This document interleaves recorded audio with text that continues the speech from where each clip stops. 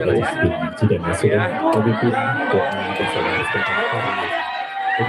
selanjutnya untuk pendidikan taman pendidikan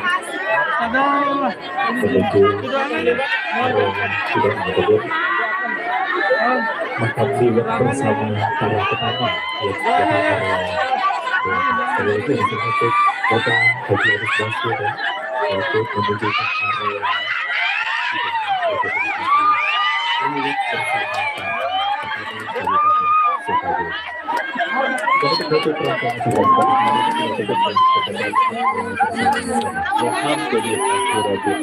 terima kasih.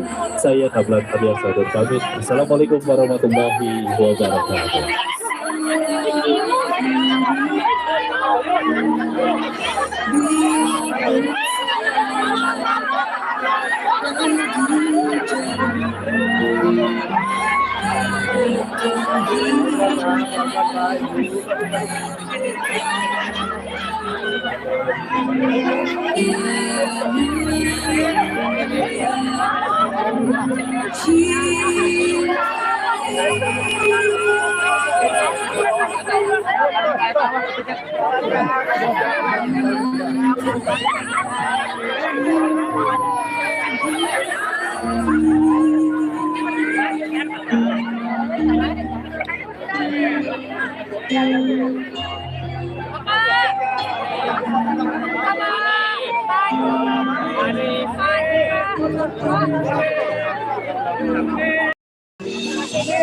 Dan seluruh semua tamu-tamu undangan yang mohon izin tidak disebut nama satu persatu tanpa sedikit pun mengurangi rasa hormat.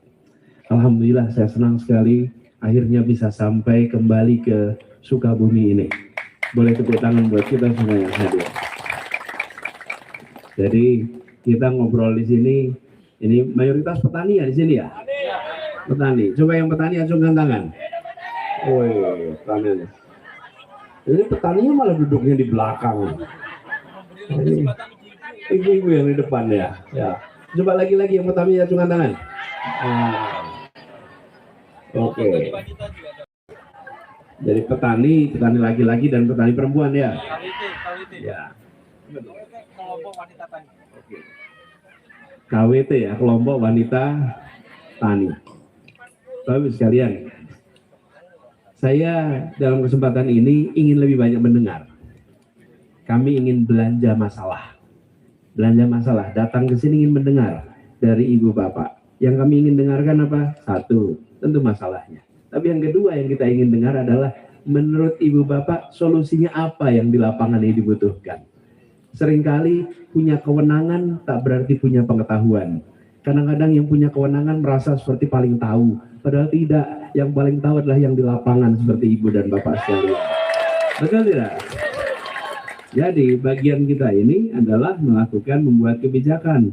Tapi isi kebijakannya harus ngobrol, harus bicara. Karena pada akhirnya ibu dan bapak nanti yang akan berada di tempat paling depan ketika kita bicara pelaksanaan. Tapi saya ingin sampaikan garis besarnya, sekalian. Kita menginginkan agar Indonesia, keluarga-keluarga bisa tercukupi kebutuhan pangannya.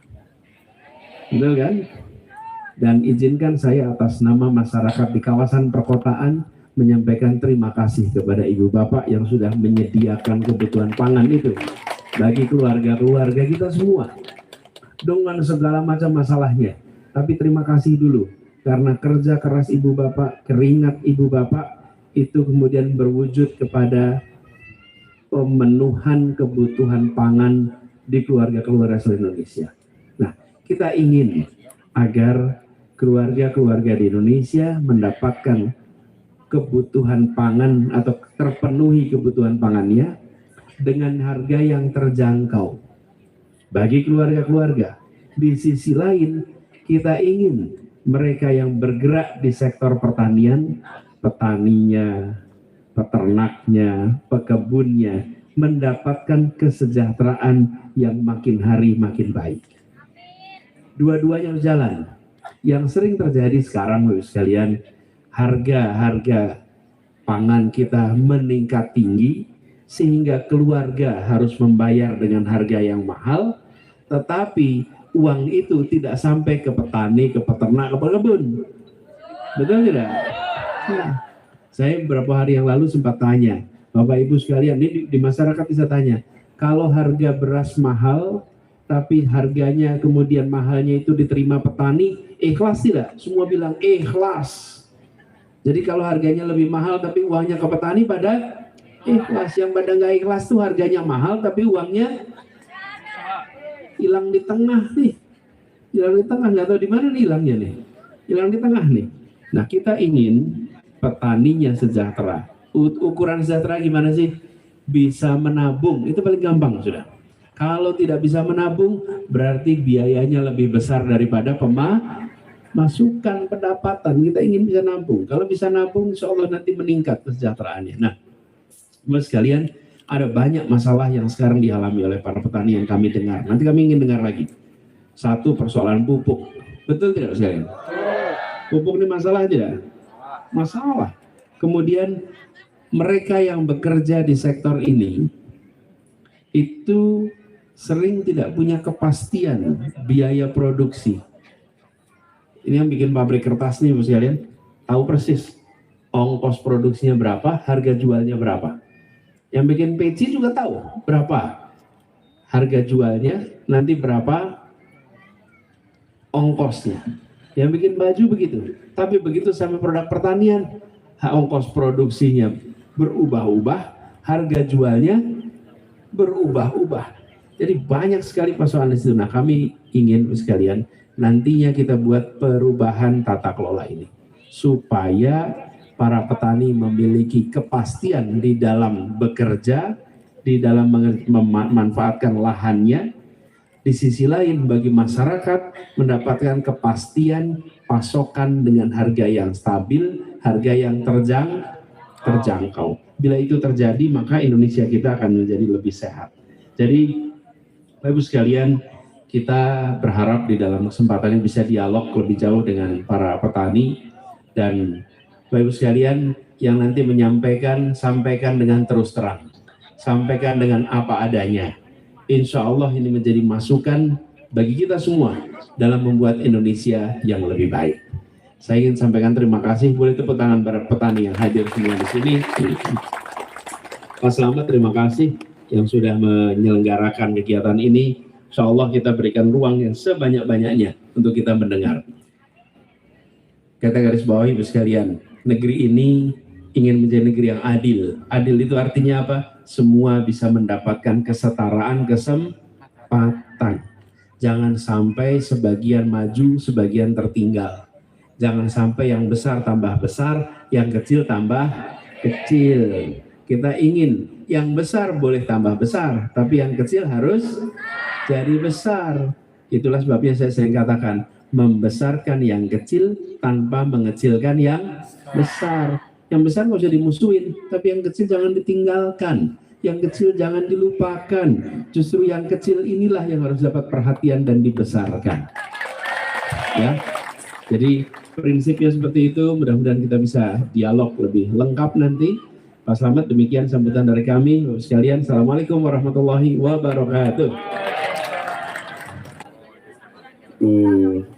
JJ Zainab, betul ya, JJ Zainab, Pak Asep, Bu Is, yang menyampaikan masalah-masalah yang ada di sekitar pertanian ini. Jadi pada akhirnya kalau kita tadi mendengar, sebenarnya bukan hal yang rumit. Yang dibutuhkan adalah kemauan untuk menyelesaikan. Pupuk, ini soal mau atau tidak. Kalau mau, maka alokasi anggarannya ditambah.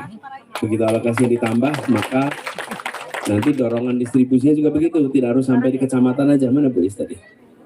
Bu Is sampai dicerita ya. Kemudian juga sampaikan tadi Pak Ujang menceritakan tentang bagaimana pelaku-pelaku usaha besar ternyata membuat petani-petani yang skalanya kecil itu menjadi terkalahkan. Nah, kita harus itu tadi saya sampaikan, jangan sampai yang besar tambah besar, yang kecil tambah kecil. Justru itu yang nanti harus diatur. Bu Rita tadi gudangnya biasanya dulu 10 ton, sekarang 3 ton, 4 ton. Ternyata jawabannya perlu modal, ya. Saya pikir gudangnya mau ditambah ukurannya, ternyata perlu modal. Ya kita semua perlu modal ya. Tapi saya baru mendengar tadi ada namanya wajah peminjam gitu. Baru saya dengar ya. Itu ya tadi bilang itu wajah peminjam. Insya Allah nanti menjadi wajah pemberi pinjaman ya Bu ya. Amin. Jadi Iya. iya, memang baru sekarang ya amin diaminkan. Ya. Amin aja. Tadi Pak Asep juga bicara tentang kepastian harga.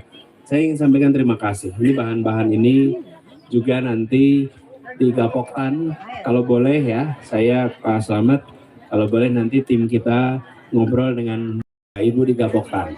Ngobrolnya lebih rinci. Kalau tadi kan sedang sampaikan garis besar masalah nih. Tapi Bapak sekalian, yang penting begini dari pengalaman kami. Di pemerintahan itu, begitu dijadikan sebagai keputusan, kebijakan, maka pelaksanaan di lapangan itu diawasin. Itu aja penting. Tapi yang sering jadi masalah tidak jadi kebijakan. Nah, pada urusan pertanian ini harus jadi prioritas. Kenapa harus jadi prioritas, Bapak sekalian? Kalau petaninya tenang, aman, maka kegiatan pertanian itu akan berjalan dengan baik, bisa berkembang, dan ujungnya nanti Indonesia akan bisa merasakan yang disebut swasembada lagi kalau semuanya bisa dikembalikan. Jadi saya melihat pelaku pertanian yang mikro itulah yang harus dapat perhatian utama. Ya, jadi insya Allah nanti ini jadi perhatian, dan Pak Slamet terima kasih sudah semua di sini insya Allah catat sebagai amal jariah beliau ya dan tim. Pak Slamet begini ya, terima kasih banyak, Ibu-ibu terima kasih, Bu Jaja juga doakan kami ya, Bapak Ibu doain.